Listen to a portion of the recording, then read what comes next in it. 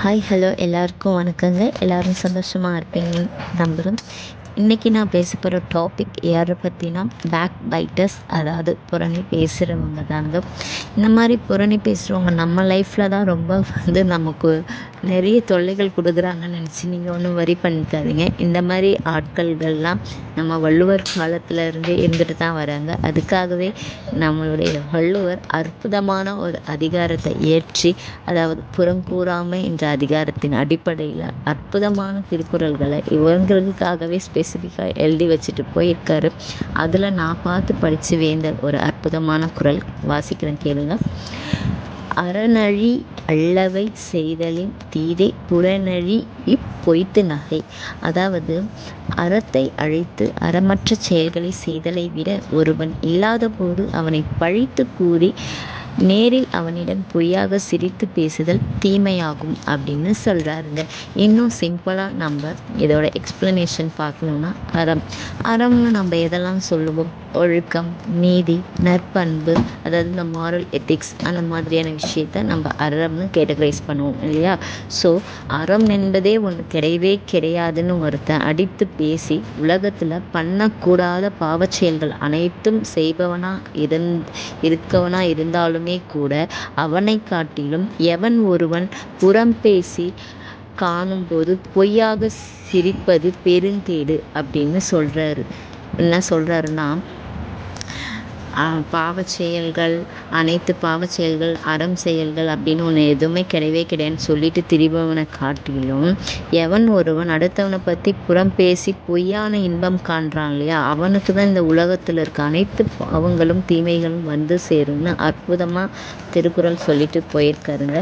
So இதுலேயும் சில ஜென்மங்கள் நம்ம கூடவே இருந்துட்டு சிரித்து பேசி பழகிட்டு நம்ம முதுகுக்கு பின்னாடியே நம்மளை பற்றி டிஃபேம் பண்ணிட்டு இருப்பாங்க. அதெல்லாம் நினச்சி நீங்கள் ஒன்றும் பேனிக் ஆகாதீங்க, வரி பண்ணிக்காதீங்க. ஸோ அவங்கக்கிட்ட போய் நாம் இப்படி தான், என்னை பற்றி உங்களுக்கு என்ன தெரியும் அப்படின்னு சொல்லிட்டு எக்ஸ்பிளைன் பண்ணிவிட்டு உங்கள் வேல்யூபிளான டைமை வேஸ்ட் பண்ணாதீங்க. இந்த மாதிரி ஆட்களை நம்மளால் மாற்றவே முடியாது. அவ்வளோ குரலை ஏற்றி எவ்வளோ பேர் புறங்குறாமையை பற்றி சொல்லிட்டு போயிருக்காங்க. அப்போல்லாம் கேட்டு திருந்தாதவங்கள நம்ம சொல்லி திருந்த போகிறாங்க. இவங்கெல்லாம் இதுக்காகவே இந்த பிறவியை எடுத்திருப்பாங்க போல நினச்சிக்கிட்டு அவங்களாம் அவாய்ட் பண்ணிவிட்டு தட்டி விட்டுட்டு நம்ம வாழ்க்கையில் அடுத்த ஸ்டேஜுக்கு எப்படி போகணும்னு பார்க்குறதுல தாங்க நம்மளோட ஃபுல் கான்சன்ட்ரேட்டையும் நம்ம ஃபோக்கஸ் பண்ணணும்னு நான் நினைக்கிறேன். ஸோ இன்னுமே கூட இன்னொரு குறளில் கூட அழகாக சொல்லியிருப்பாருங்க. அந்த குறளை வாசிக்கிறேன், கேளுங்க. புறம் கூறி பொய்த்துயிர் வாழ்தலின் சாதல் அறம் கூற்றும் ஆக்கம் தரும். அதாவது பிறர் இல்லாத போது அவரை புறம் கூறி பொய்யாக நடந்து உயிர் வாழ்வதை விட இறந்து போதல் எவ்வளோ மேலுன்னு சொல்லியிருக்காங்க. எவ்வளோ அற்புதமாக சொல்லியிருக்காரு பாருங்களேன். இந்த மாதிரி புறம் பேசுகிற ஜென்மங்களுக்கெல்லாம் சரியான ஸ்லிப்பர் ஷாட் கொடுக்குற மாதிரி இருக்குங்க.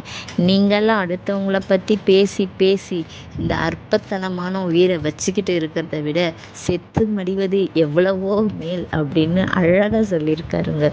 இதை விட சூப்பராக இன்டைரக்டாவோ டைரெக்டாவோ எப்படிங்க கன்வே பண்ண முடியவே முடியாது, சான்ஸே கிடையாது.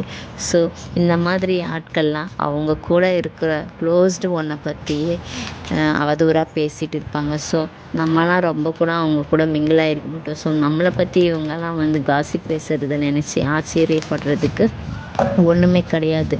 நான் என்ன கேட்குறேன்னா, ஒரு இண்டிவிஜுவல் கேரக்டரை, ஒரு இண்டிவிஜுவல் பர்சனை பற்றி முழுசாக நீங்கள் அவங்க கூட பழகி பேசி தெரிஞ்சு புரிஞ்சிக்காத வரைக்குமே அவங்கள பற்றின எந்த வகையிலும் நீங்கள் பேசுகிறது எல்லா வகையிலுமே நான் தப்புன்னு தான் நான் சொல்வேன்.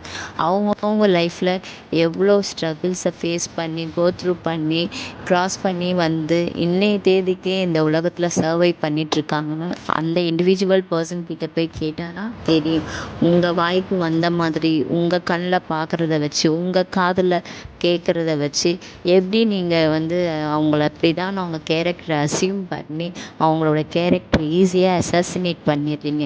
அது உங்களுக்கு என்னமோ ஒரு ஈஸியாக போயிடும். ஓகேவா? ஏன்னா நீங்கள் டே டு டே அதை தான் பண்ணிட்டுருக்கீங்க உங்கள் வேலையாக. ஸோ உங்களுக்கு அது பெருசாக பாதிப்பை ஏற்படுத்தாது. பட் அந்த பழியை நீங்கள் யார் மேலே இம்போஸ் பண்ணுறீங்களோ அவங்க எவ்வளோ பிரச்சனைக்கும் கஷ்டத்துக்கும் ஆளாவாங்கன்னு நீங்கள் நினச்சி பார்த்துருப்பீங்களா? கண்டிப்பாக பார்த்துருக்க மாட்டீங்க. ஏன்னா நீங்கள் அந்த மாதிரி நினச்சி பார்க்குறவராக இருந்தால் கண்டிப்பாக அந்த மாதிரியான புறம் பேசுகிற செயல்களெல்லாம் ஈடுபடவே மாட்டீங்க. ஸோ இதுக்கப்புறமாச்சு உங்கள் வீட்டில் என்ன பிரச்சனை இருக்குது, உங்கள் லைஃப்பில் என்ன பிரச்சனை இருக்குது, என்ன மாற்றம் தேவைன்னு அதெல்லாம் ஃபோக்கஸ் பண்ணி கான்சன்ட்ரேட் பண்ணி அதுக்கான சொல்யூஷனை கொண்டு வர பாருங்கள். அடுத்தவன் லைஃப்பில் என்ன நடக்குது, அவன் வீட்டுக்கு யார் வராங்க, அவங்க என்ன பண்ணிகிட்ருக்காங்க, எங்கே போகிறாங்க, இதெல்லாம் நீங்கள் அவங்க பிஸ்னஸ்லலாம் உங்கள் மூக்கை நடிச்சு பார்த்துக்கிட்டு தேவையில்லாமல் இந்த மாதிரி கேவலமான வேலைகளெல்லாம் தயவுசெய்து செய்யாதீங்க. இந்த மாதிரி புறம் பேசுகிற நபர்களாக நீங்கள் இருந்தால் இன்னையோட அந்த பழக்கத்தை கைவிடுங்க. ஸோ இதுதான் நான் சொல்ல வந்த கருத்து. ஸோ உங்களுக்கு பிடிச்ச லைஃப்பை உங்களுக்கு பிடிச்ச மாதிரி வாழுங்க. அடுத்தவங்க லைஃப்பில் என்ன நடக்குதுன்னு தயவுசெய்து எட்டி பார்க்காதீங்க.